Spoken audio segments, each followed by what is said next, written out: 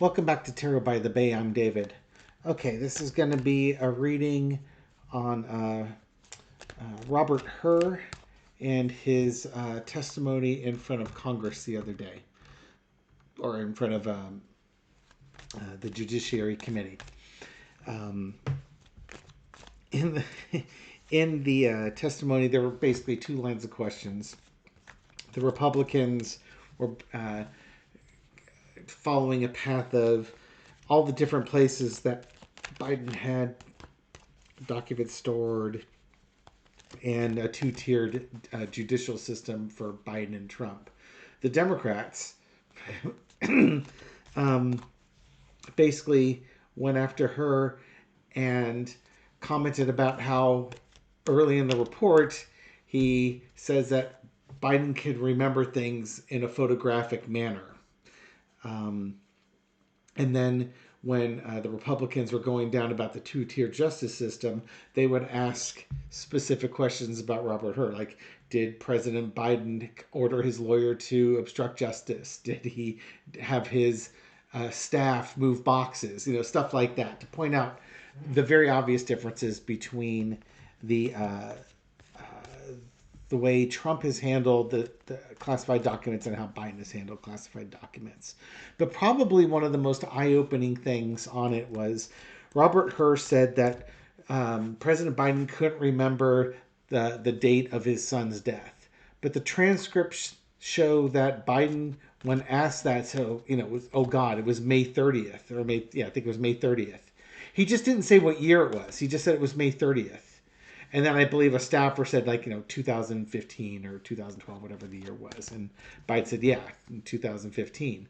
It wasn't that he forgot. He just didn't, he told them the month and the day. That is not, that's not the act of somebody who's old, senile, and doddering. Certainly not the way it was presented in the report. And I took great offense with the report that the special prosecutor was commenting on somebody's mental acuity. That's not his job. His job is to look at the facts of the case and document those facts and then come up with that recommendation at the end. His opinions on uh, Biden's memory. No, again, earlier he says he's got he can remember events with like a photograph. That does not imply the man's senile. And it should never have been in there. So, but it's out now. And, let's not be naive about it. That was done. That was a political hit. And that was one of the things that pissed me off with that Merrick Garland allowed that to get out. And worse, now that we've released the transcripts several weeks later, now you find out that it was never true. But here you go. The lie's already out. And anybody that wanted to hear it heard what they wanted to hear, and they're not going to hear the rebuttal to it. They don't care. They've already made up their mind. So, Robert Hur, let's take a look at you, my friend.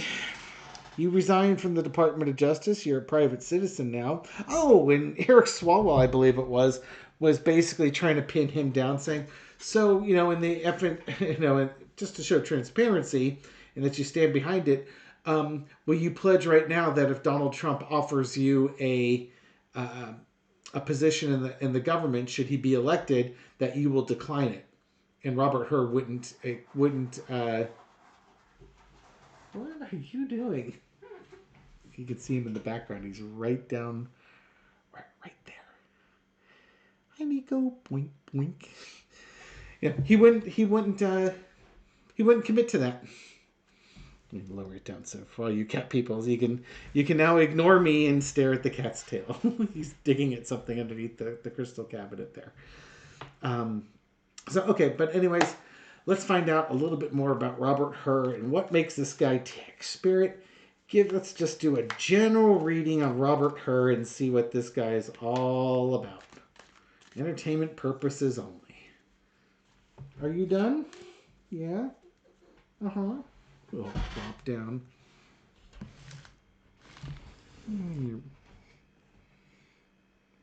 Oh, the microphone's in the way.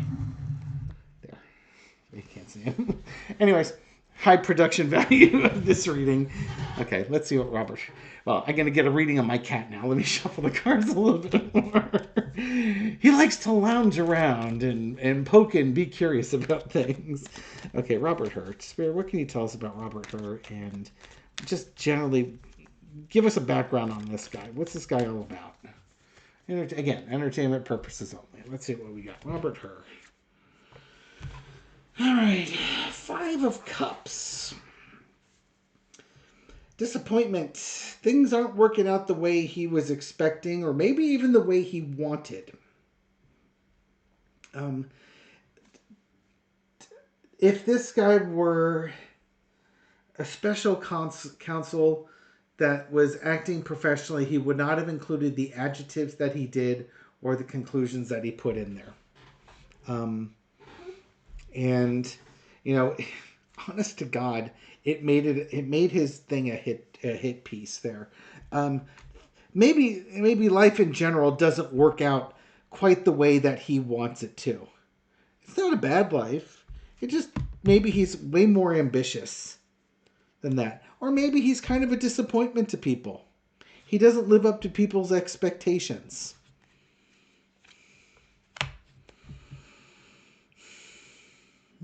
These are not great cards. Okay, so we're talking about justice here. Yeah, he's a bit of a disappointment. He doesn't meet up to expectations.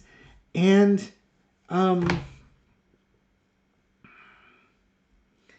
you know, the 3 cups over, the 3 swords through the heart, the betrayal.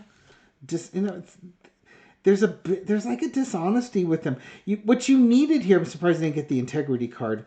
What you needed for a position like this is integrity, this investigation. I'm not asking about the investigation. I'm asking about him right now, or asking about the energy around him. There's a disappointment and a betrayal. I don't think anybody's really happy with him. I think the Republicans wanted more. To be really honest, I think he was not serving justice when he did his report. Maybe he thought he was, but his report fell flat, and I think both sides are disappointed. That the Republicans less disappointed than the Democrats. But here's a person that's, you know, not living up to expectations. Is a disappointment. This guy's not in a good place. He is not in a good place right now. I just hope I don't see anything like the Tower to see what looks like a depression turning to anger. In the past, Page of Swords, young guy, ambitious guy, wants to go forward and do good things. And it might be that with this particular event, he has fallen flat on his face, and he may not be the star that he thought he was, or that other people thought he was.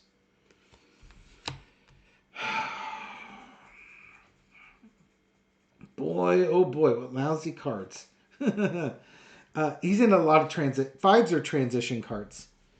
Current situation, out of the cold. He just resigned his position from the DOJ.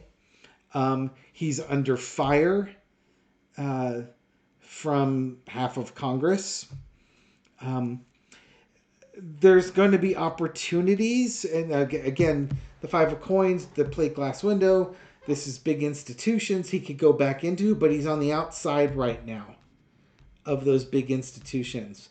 And it's interesting that Swalwell calls him out and asks him to pledge that he won't accept a government position by Trump, like to be a superior court judge or a U.S. district court judge or something along those lines. He wouldn't take it because I think that's what he wanted. And I think early indications are with these 2 5s that he's not going to get it. But we'll see how the cards pan out. Everybody knows who he is now. Everybody knows who he is. Low energy is everybody now knows who he is. Kind of it doesn't matter if it's good attention or bad attention as long as people are talking about you. Victory, you know, he got his report through there, and you know the Republicans are happy or kind of happy with him. Um, hey, thank you. Um, but again, he's kind of infamous now. This is almost like a card of infamy. And it's also interesting that he retired. He quit his DOJ job before he testified, so that the yes, you don't like this reading, so that he can answer the questions without the DOJ filtering the questions first.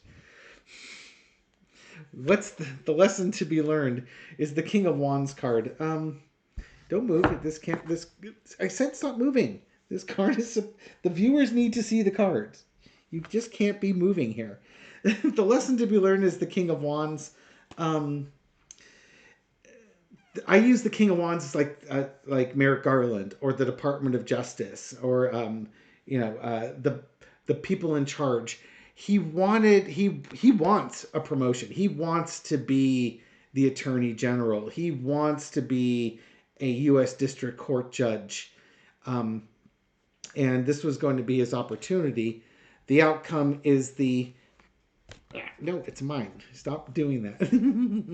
Is the Nine of Coins. He's going to get taken care of. He delivered what folks wanted him to deliver, and you are just too much. Come on, Nico. You can stay right here. Everybody can see your little mug. Don't knock my cards down on the table. Don't you be a biased cat. Mwah. You need to go. Boink.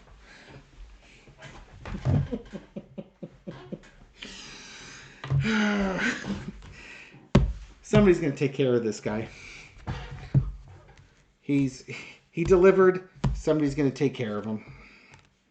I don't know if he's going to make it to the King of Wands level. That's what he wants. He delivered. He had to quit his job in order to get it. So this is probably us. You know, we expect more out of our special counsels, but apparently we can't. I mean, the only special counsel that I could think was worse is Ken Starr. Now, mind you, when Ken Starr was doing his investigation, I was no Bill Clinton fan. I had not made the switch from Republican to Democrat on that one. But I can look back at Ken Starr's investigation and just think that guy was a train wreck for a special counsel. Mueller was the exact opposite. Mueller's was great. Infuriatingly good because nothing ever came out. Same thing with Jack Smith. You don't hear much about what's going on there. So, you know, you get to see what a good professional special counsel looks like, and you get to see what a clown car dumpster fire one looks like. And Mr. Hur put on the presentation like a good quality one, but the actual document that came out was biased. You know, why don't you have William Barr write it for you if you want to make it any more biased? Just really disappointed with him. But it looks like the people that he was trying to impress upon were impressed upon. Entertainment purposes only. Conspiracy theories and all that. What does Robert Hur think of Donald Trump? What's Robert Hur's opinion, his beliefs about Donald Trump? That could be a somewhat interesting one here. For Carter. He thinks Trump's right. Like Rush Limbaugh. Rush is right. Trump is right. I think, and he would take up that mantle for Trump. I think he feels Trump has got the right ideas, and he is supportive of that. He's a star. He's on The Apprentice. He's on Trump as seen on TV. Knight of Swords. And he would rush to help with Trump type things. Even take a bullet for him. And do actions. Yeah. What do you think about Trump? I think he thinks Trump has the right direction for the United States. And that he would do what he would be a faithful lieutenant, a faithful mother or wife. He would faithfully execute Trump's plan with eagerness, because he thinks of Trump as being a star and that he would be a star for doing that. The death card would be bringing an end to the old way of doing things. Bringing an end to this whole democratic stuff. Let's support what Trump wants. Or, it's sad. I'm not quite saying he's full Kool-Aid drinking there, but I would definitely say that he is very supportive of the MAGA movement or the Trump movement. I'll leave it at that.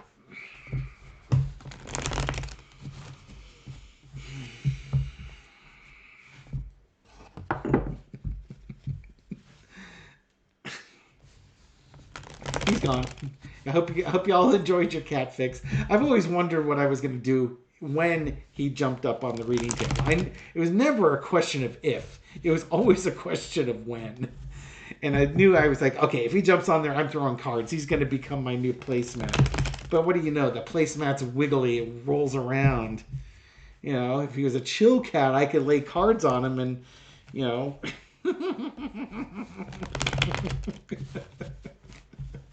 It's a quality professional operation we're running here.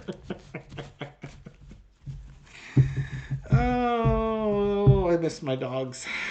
Get Dex up here. Come here, Dex. Dex was a big black shaggy dog. A mix of all things. A border collie and like Australian shepherd. But also had a little bit of Rottweiler in him.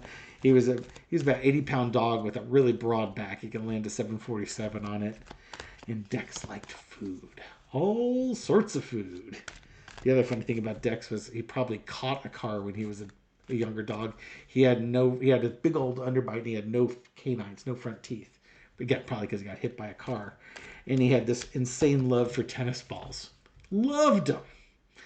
But he had no teeth to hold them in his mouth. So he'd have to put half the ball in his mouth and hold on to it with his molars. And the minute he started drooling or did something, he'd have to close his mouth and the ball would go squirting out across the room. And he had a hard time picking him up because he's got no canine teeth. And a dog's canine teeth are their hands. It's their way of picking things up. That dog cracked me up. And there's no chance he could ever get up on this table. He was so arthritic. But that's pet talk. Robert Hur talk is what we're on here.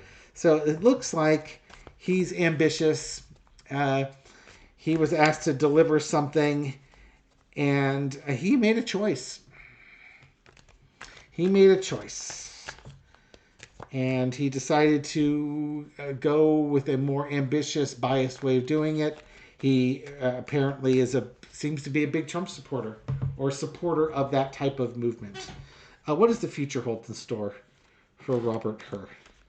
Will there be any consequences? I doubt there'll be legal consequences, but will there be any legal consequences for this report or for issues around this report? Mind you, legal consequences here. Celebration. 3 of Cups. Well, I would... This would normally be a yes card, but let's see what's underneath it. 4 of Wands. I don't think he's going to prison. There's a thing right there. Look at all those 3s.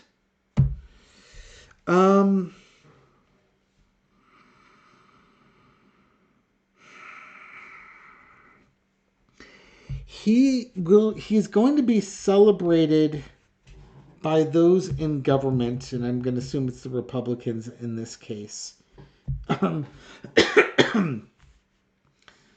there's also a disappointment, a betrayal, and maybe they celebrate his betrayal. The backroom dealing is going on, welcoming. It's almost like we haven't heard the last of this guy in a government position. He's not going to get in. He's not getting in. He might have to come before Congress and testify again. I'm thinking about, like, how Robert Mueller had his had to come back before Congress and testify for the Mueller report, and there's speculation he might have to come back again. It's almost like when the Democrats, let's say in 2025, the Democrats have won the election, they're not going to forget what this guy's done, and there might be an investigation. You know what? There might be an investigation into him. There might be something new that's brought up with him about if there were payoffs, or if there was shenanigans going on in the background. I think the Democrats are probably going to do an investigation, and this isn't a hit piece per se. This isn't oh, you said bad things about Joe Biden, so we're going to retaliate. It's literally going to be, how did this happen? How did it happen that his report was allowed to go through with the verbiage that was in there? Because that is not how the DOJ rolls. So how did this happen? And so I think there's going to be an investigation into that, because this is not how the DOJ rolls. We're going to start this investigation and look into things, and we're going to look into the background as to what was going on. We've not heard the last of this guy. And I wonder when the investigation happens if we'll even remember who he was. But, and that doesn't mean anything's going to happen to him. I think there's just going to be an investigation into it. Whether it's a congressional investigation or it's an internal DOJ investigation, there's going to be some scrutiny into what happened here. Likely to prevent it from happening again, but also trying to understand what happened and who the players were. I've had long readings. We'll leave it here at this point. Anyways, thank you very much for watching this video and supporting my channel. I appreciate it. Thank you for your likes, shares, comments, everything you do to help feed the YouTube algorithm, and commenting about cats, who also apparently feed the YouTube algorithm, so that my video makes it out to other viewers and cat lovers out there. And for you new viewers and cat lovers just discovering this channel for the first time, we don't normally feature cats on it, but it's a cat. He's got to go do cat things. He's off doing cat things now. And of course, they have a mind of their own, as we should all. Listen to be learned. Have a mind of your own. Thank you very much for watching. I'll catch you on the next video. Take care.